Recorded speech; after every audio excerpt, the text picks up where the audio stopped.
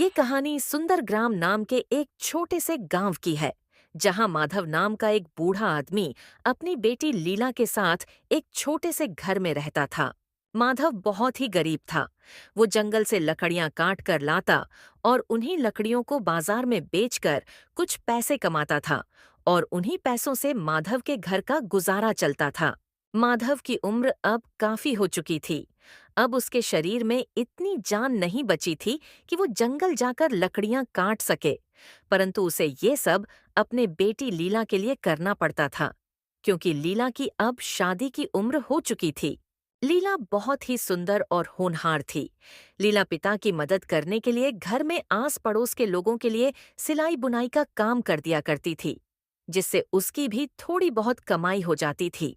एक दिन इसी तरह माधव अपने घर से जंगल लकड़ियां काटने जाने वाला होता है। तभी उसे लीला रोक लेती है और कहती है। पिताजी, मैंने आपसे कितनी बार कहा है कि अब आपके शरीर में इतनी जान नहीं है कि आप इतनी दूर जंगल में जाकर लकड़ी काट सके। अब आपको आराम की जरूरत है। आप घर पर रहकर आराम करिए। लीला बेटी, मैं घर पर आराम कैसे कर सकता हूँ? अगर मैं ही आराम करने लगूंगा तो हमारे घर का खर्च कैसे चलेगा? अभी मुझे तुम्हारी शादी भी तो करनी है और फिर उस सूदखोर के पैसे भी तो देने हैं। तुम नहीं जानती लीला बेटी, मुझे हर वक्त डर लगा रहता है कि कहीं वो सूदखोर पैसे लेने ना आ जाए। बेटी, वो सूदखोर बहुत ही बेरहम और फरेबी इंसान है। अगर हमने जल्दी से जल्दी उसका पैसा नहीं चुकाया तो वो हमारे साथ कुछ भी कर सकता है। पिताजी, आप ज्यादा परेशान मत होइए। भगवान कोई न कोई रास्ता हमें जरूर दिखाएंगे। और मैं भी तो सिलाई बुनाई का काम करती हूँ। आज से मैं दिन रात मेहनत करूंगी, जिससे हम उस सूदखोर के पैसे जल्द से जल्द दे सकें। लीला की ऐसी बातें सुनकर माधव का मन पूरी तरह से भावुक हो जाता है और उसकी आंखों में आंसू आ जाते हैं। हाँ बेटी, मैं समझ सकता हूँ कि तुम भी मेरी मदद करना चाहती हो, परंतु मैं भी अभी इतनी जल्दी घर नहीं बैठ सकता। मैं कुछ दिन और लकड़ियां काटना चाहता हूँ। माधव फिर अपनी बेटी को किसी तरह जंगल जाकर लकड़ियां काटने के लिए मना लेता है और उससे मंजूरी ले लेता है। लीला भी अपने पिता की बातें मान जाती है और उन्हें लकड़ियां काटने की मंजूरी दे देती है। फिर क्या था, बेटी से मंजूरी मिलते ही माधव भी जंगल की ओर लकड़ियां काटने निकल जाता है। माधव दिन भर जंगल में लकड़ियां काटता है और फिर वो उन सारी लकड़ियों को बाजार में लाकर बेच देता है।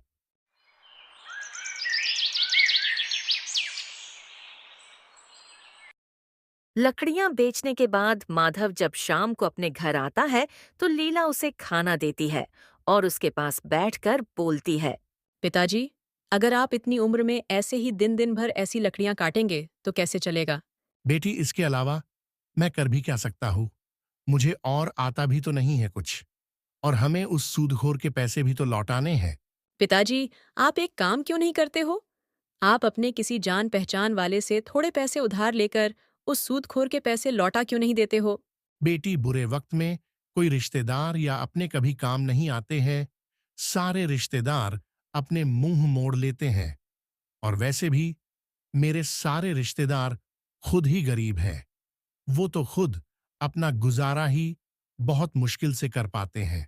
मेरा कोई दोस्त या रिश्तेदार इतना अमीर नहीं है जो मुसीबत में मेरी मदद कर सके। लेकिन पिताजी, हमें कैसे भी करके उस सूदखोर के पैसों का इंतजाम करना ही होगा। वो कल अपने पैसे लेने आएगा, और अगर हमने कल उसे पैसे नहीं दिए तो पता नहीं वो हमारे साथ कैसा सलूक करेगा। माधव अपने गरीबी के कारण बहुत ही लाचार था। उसे समझ में नहीं आ रहा था कि वो सूदखोर से अपना पीछा कैसे छुड़ाए।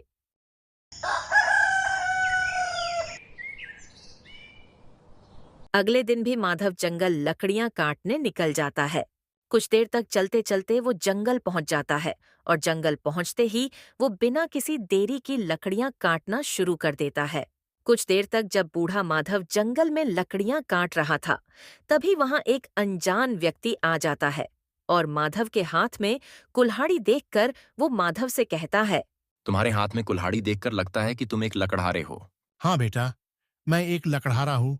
क्या हुआ बेटा, तुम्हें मुझसे कोई मदद चाहिए क्या? नहीं, मुझे तुमसे कोई मदद नहीं चाहिए, मगर अब तुम्हें सजा से कोई बचा नहीं सकता है। या फिर यह भी हो सकता है कि राजा तुम्हें जीवन भर के लिए काल कोठरी में डाल दे।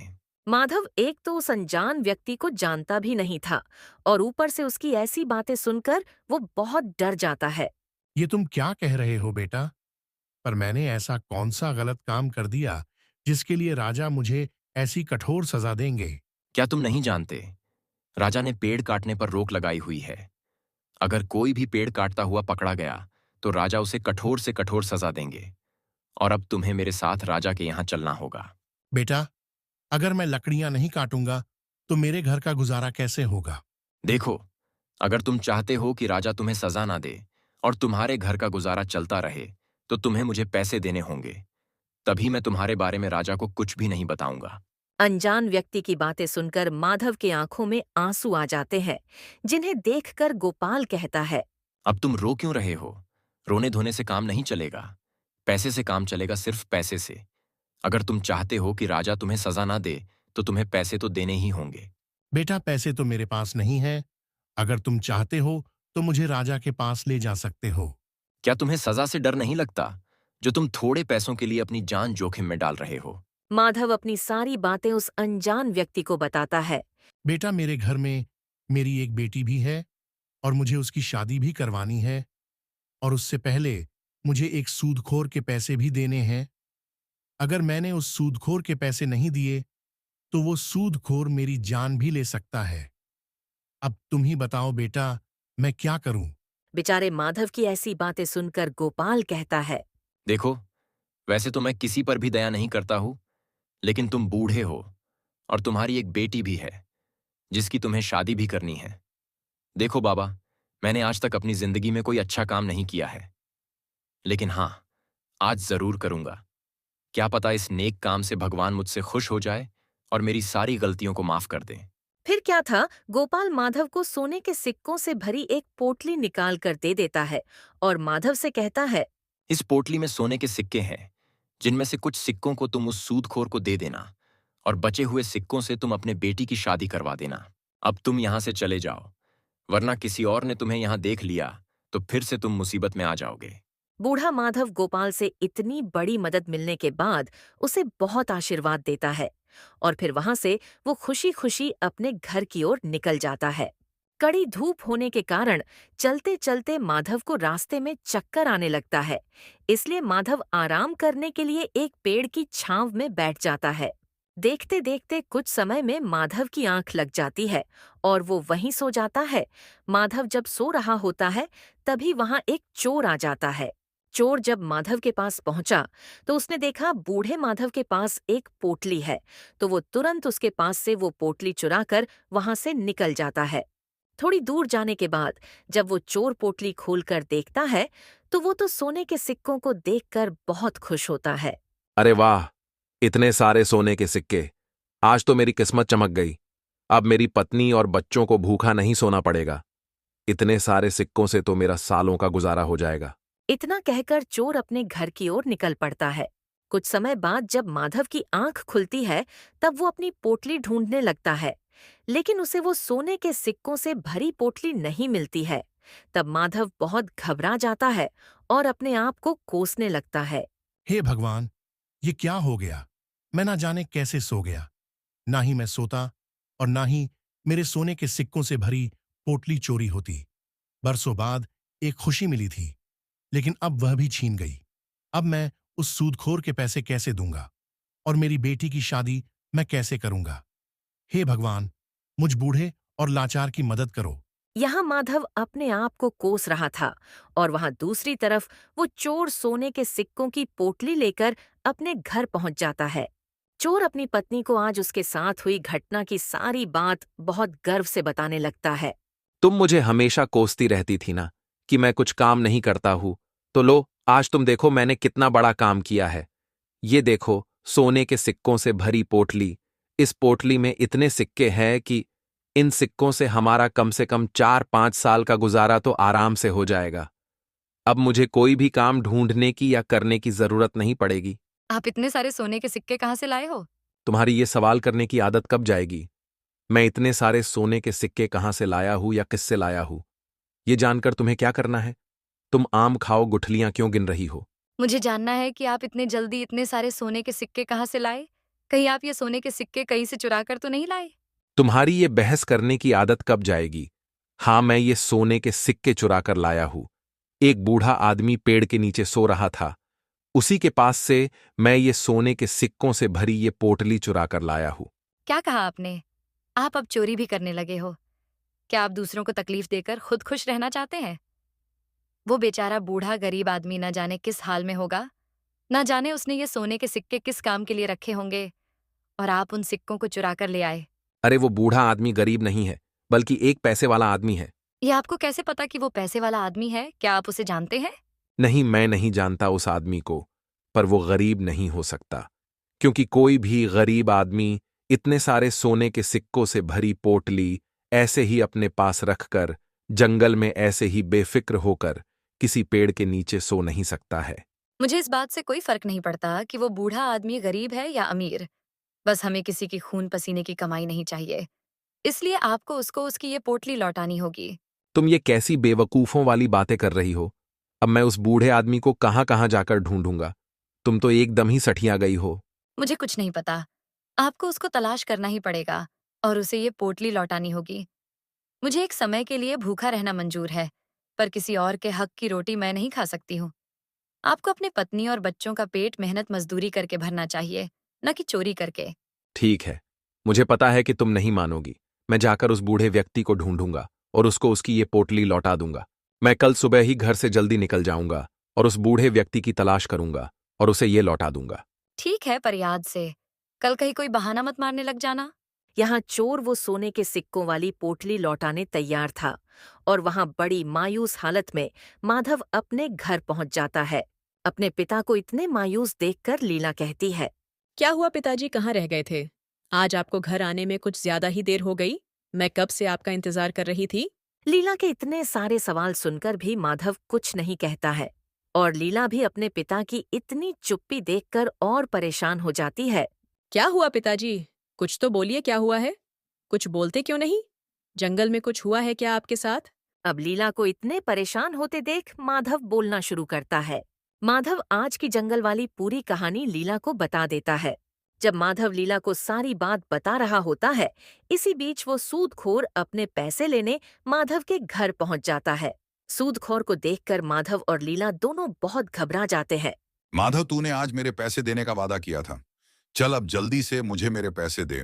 माधव सूदखोर को देखकर डरा हुआ तो था, पर किसी तरह डरते डरते उसने सूदखोर से कहा, हाँ सेठ जी, मैंने आपके पैसों का इंतजाम कर लिया था, पर आज जंगल में किसी ने मेरे सोने के सिक्कों की पोटली को चुरा लिया। माधव से सोने के सिक्कों की बात सुनकर सूदखोर उसे चिल्लाने लगता है। तूने मुझे बेवकूफ समझा है क्या कि तू मुझसे झूठ बोलेगा और मैं तेरी ये फालतू की बातें मान लूंगा? अरे तेरे जैसे मुझे 50 मिलते हैं झूठ बोलने वाले। अब जल्दी से मुझे मेरे पैसे दे दें और मेरा समय मत बर्बाद कर। नहीं सेठ जी, मैं झूठ नहीं बोल रहा हूँ, मेरा विश्वास कीजिए, किसी ने मेरे सोने के सिक्कों से भरी पोटली चुरा ली है। अच्छा, तो तेरे पास वो सोने के सिक्कों से भरी पोटली कहाँ से आई थी? जरा मुझे भी तो पता चले। आखिर तू बुढ़ापे में ऐसा क्या करता है जो तुझे सोने के सिक्कों से भरी पोटली मिल गई? माधव सूदखोर की इतनी कड़वी कड़वी बातें सुनकर भी चुप रहता है। वो सूदखोर की बातों का कोई जवाब नहीं देता है और उसे इतना चुप देखकर सूदखोर कहता है, अब चुप क्यों है, कुछ बोलता क्यों नहीं है? कि तेरे पास वो सोने के सिक्कों से भरी पोटली कहाँ से आई थी? तुझे बुढ़ापे में झूठ बोलते शर्म नहीं आ रही है? तू ऐसे नहीं मानेगा। तू एक काम कर, मेरे साथ राजा के पास चल, अब वही तेरा फैसला करेंगे। सूदखोर माधव को अपने साथ राजा के पास ले जाने लगता है। रास्ते में जब कुछ लोग सूदखोर को देखते हैं तो वो आपस में बातें करने लगते हैं। देखो भाई, ये सूदखोर बेचारे बूढ़े माधव चाचा को राजा के पास लेकर जा रहा है। देखना भाई, जितना ये गरीब लोगों को परेशान कर रहा है, भगवान भी इसे उससे ज्यादा तड़पाएंगे।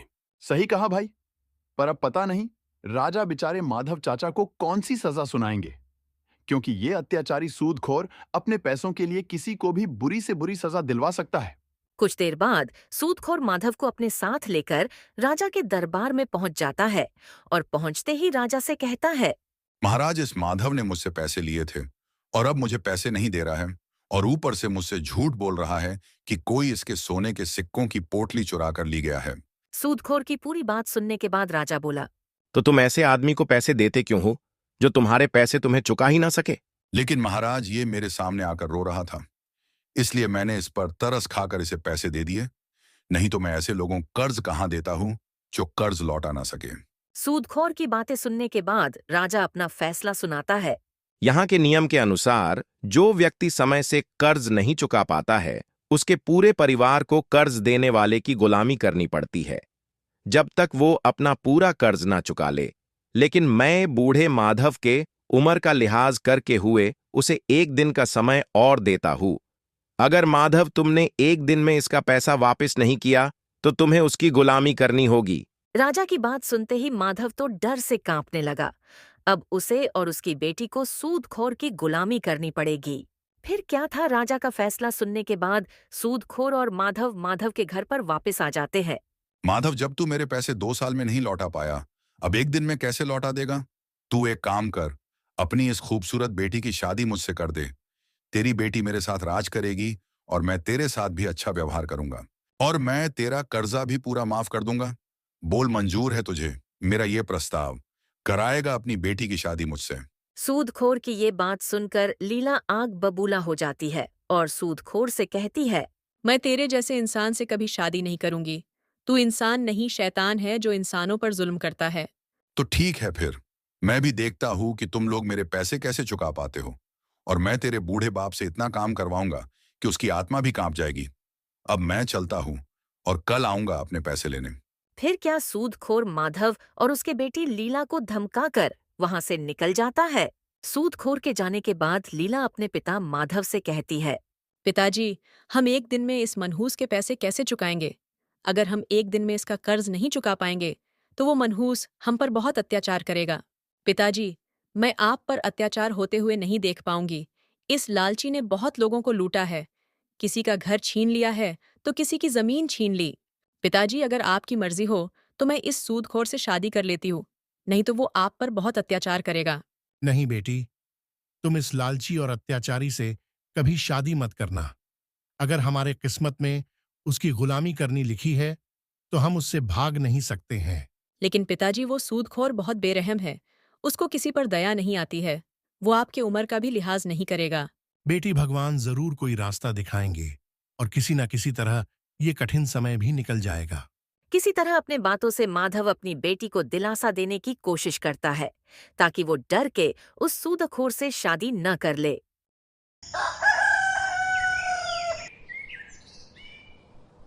अगली सुबह वो चोर उस बूढ़े व्यक्ति की तलाश करके उसे उसकी वो पोटली लौटाने के लिए घर से जल्दी निकल जाता है और माधव भी अपने घर से सुबह सुबह जंगल से लकड़ियां काटने निकल जाता है। माधव जंगल की ओर जाते जाते उसी पेड़ के पास पहुंचता है और पेड़ के पास रुककर बोलने लगता है, काश कल के दिन मैं नहीं सोया होता तो आज मेरे और मेरी बेटी को इतनी मुसीबतों का सामना नहीं करना पड़ता।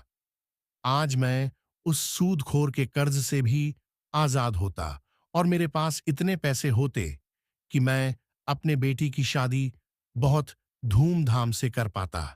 जब माधव पेड़ के पास पहुंचकर अपना दुख जाहिर कर रहा होता है, उसी वक्त वो चोर भी उसे ढूंढते ढूंढते वहां पहुंच जाता है। वो माधव को देखकर पहचान जाता है और सोचने लगता है, ये तो वही बूढ़े चाचा हैं जिनके मैंने सोने के सिक्के की पोटली चुराई थी। नसीब ये मुझे यही मिल गए, वरना तो मुझे इन्हें गांव गांव घूमकर ढूंढना पड़ता। वो तुरंत माधव के पास पहुंच जाता है और उससे कहता है, चाचा, आपको देखकर लग रहा है कि आप किसी बड़े मुसीबत में हैं। आप मुझे बताइए क्या बात है। मुझसे जो कुछ हो पाएगा मैं आपकी मदद करूंगा। बूढ़ा माधव चोर के फटे हुए कपड़े देखकर बोला, बेटा, तुम्हारे कपड़े तुम्हारी कहानी खुद बता रहे हैं। ऐसे में मैं कैसे विश्वास करूं कि तुम मेरे इस बुरे समय में मेरी मदद कर सकोगे। चाचा, आप मेरे कपड़ों को देखकर मेरी हालत पर मत जाइए। आप मुझे अपनी परेशानी बताइए। हो सकता है मैं आपकी कोई मदद कर पाऊं और मैं पूरी कोशिश करूंगा कि आपके दुख को दूर कर पाऊं। बेटा, 2 साल पहले मैंने एक सूदखोर से पैसे लिए थे, लेकिन मैं अभी तक उसका कर्ज नहीं चुका पाया और अब तो मुझे राजा का आदेश मिल गया है कि अगर आज शाम तक मैंने उसका कर्ज नहीं चुकाया तो मुझे और मेरी बेटी को उसकी गुलामी करनी पड़ेगी। कल मुझे एक नेक दिल इंसान ने सोने के सिक्कों से भरी एक पोटली दी थी जिसके मिलने पर मैंने सोचा था कि उनसे मैं उस सूदखोर के पैसे भी लौटा दूंगा और अपने बेटी की शादी भी करवा दूंगा। लेकिन कल जब मैं पोटली लेकर अपने घर जा रहा था तो मुझे चक्कर आ गया था। तो मैं इसी पेड़ के नीचे कुछ देर आराम करने बैठ गया था, पर बैठ बैठे कुछ ही देर में मेरी आंख लग गई और फिर किसी ने वो सोने के सिक्कों वाली पोटली चुरा ली। माधव की सारी बात सुनकर चोर समझ गया था कि उसने कल बहुत बड़ी गलती कर दी थी। चोर फौरन वो सोने के सिक्कों वाली पोटली माधव के सामने रख देता है और उससे बोलता है। चाचा, कहीं ये आपकी पोटली तो नहीं है? हाँ बेटा, यही तो है वो पोटली। बेटा, लेकिन ये तुम्हारे पास कहाँ से आ गई? इसे तो कोई चुरा कर ले गया था। चाचा, वो कल ये पोटली आपके पास से मैं ही चुरा कर ले गया था। पर चाचा, इसके लिए मुझे माफ कर देना। चाचा, मैं एक गरीब आदमी हूं। मेरे घर में मेरी पत्नी और मेरे बच्चे भूखे थे। मैं काम के तलाश में निकला था, परंतु मुझे कहीं भी काम नहीं मिला। मुझे आप इस पेड़ के नीचे सोते हुए मिले थे। तभी मैंने आपके पास ये पोटली देखी तो मैंने इसे चुरा ली। चाचा, इतने सारे सोने के सिक्कों को देखकर मुझे लगा कि अब मुझे कुछ सालों तक काम नहीं करना पड़ेगा और मेरे घर वाले कभी भूखे नहीं रहेंगे। लेकिन मेरी पत्नी ने मुझसे कहा कि मुझे भूखा मरना पसंद है, लेकिन किसी और की खून पसीने की कमाई से मैं अपना पेट नहीं भर पाऊंगी, और उसने फिर मुझे आपको ढूंढकर इन्हें वापस करने कहा है। मेरी किस्मत बहुत अच्छी है कि आप मुझे यहीं मिल गए, वरना तो मुझे आपको गांव गांव में जाकर ढूंढना पड़ता। और चाचा, हो सके तो मुझे माफ कर दीजिए।